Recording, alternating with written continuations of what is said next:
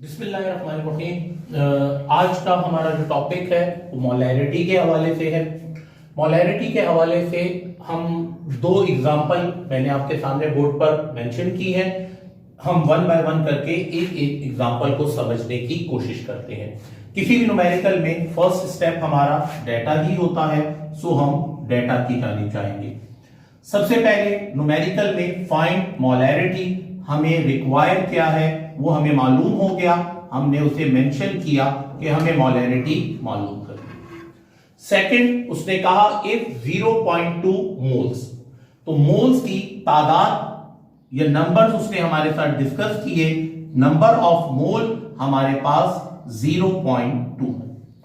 If 0.2 mole of sodium chloride dissolved in 400 milliliter solution, so solution या volume of solution हमारे साथ जो discuss किया गया है वो है 400 मिलीलीटर।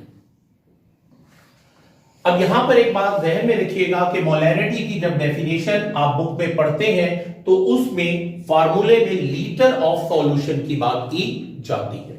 सो अगर हमारे पास वॉल्यूम मिलीलीटर में दिया जाता है तो हम क्या करेंगे, हम उसे लीटर में कन्वर्ट करेंगे। कन्वर्ट करने का तरीका यह होगा कि जितने मिलीलीटर है उन्हें आप 1000 पर डिवाइड कर देंगे। इस तरह हमारे पास आंसर निकल आया 0.4 लीटर। अब हम फार्मूला जो है फ्रेंड्स, जब आपको नंबर ऑफ मोल्स दिए जाएं तो मोलैरिटी का फार्मूला आप ये मेंशन करते हैं,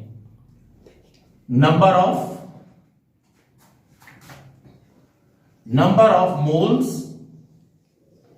divided by litre of solution.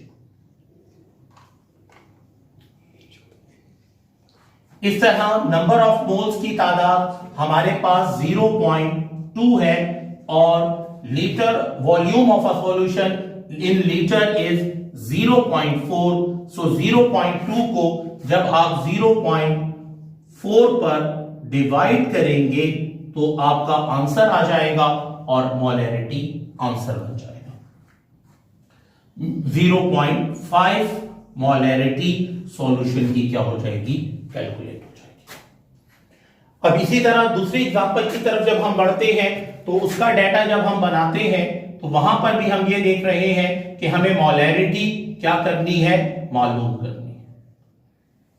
लेकिन यहां पर हमें इफ 16 ग्राम ग्लूकोज, सो यहां पर हमें मोल्स के बजाय मास गिवन है, तो मास ऑफ ग्लूकोज हमें दिया गया है 16 ग्राम। इसके बाद तीसरी चीज जो हमारे नॉलेज में है वो है वॉल्यूम ऑफ सॉल्यूशन, जो कि हमें 300 मिलीलीटर दिया गया है। प्रीवियस एग्जांपल में मैंने आपसे कहा था कि हमें वॉल्यूम लीटर फॉर्म में चाहिए, तो 300 डिवाइडेड बाय 1000 बिकम्स 0.3 लीटर। अब एक इजाफी चीज जब हमें मोलैरिटी में मास गिवन हो तो वो होता है ग्राम फार्मूला मास।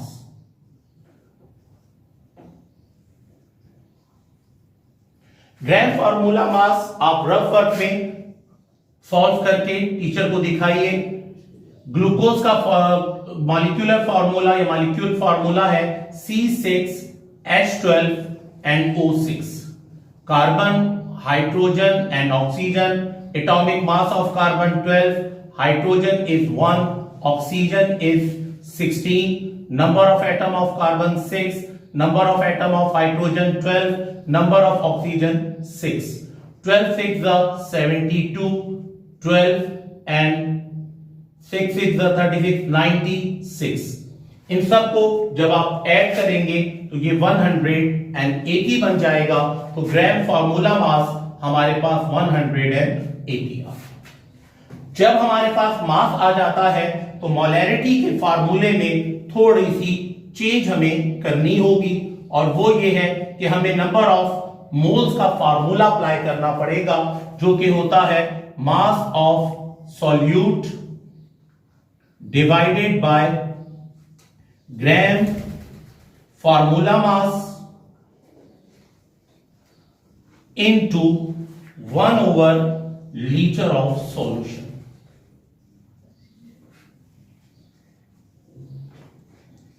याद रहे स्टूडेंट्स, सिर्फ हमने नंबर ऑफ मोल्स को जो है वो क्या किया है, शिफ्ट किया है या चेंज किया है। बाकी लीटर ऑफ सॉल्यूशन जो एज ए डिनोमिनेटर था वो एज ए डिनोमिनेटर ही रहा है। अब हम इसे सॉल्व करेंगे। मास ऑफ सॉल्यूट 16 हो गया, divided by gram formula mass is 180 into 1/liter of solution is 0.3।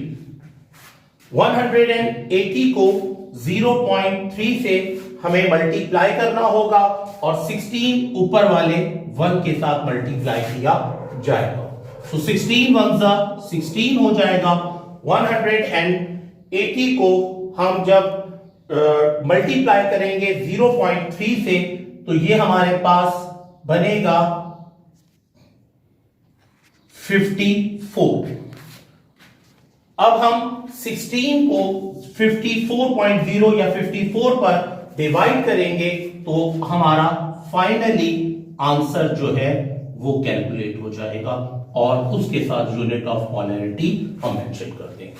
तो स्टूडेंट्स, ये दो डिफरेंट न्यूमेरिकल्स जो हैं आपके पास पेपर में मोलैरिटी के हवाले से आते हैं। वसलाम।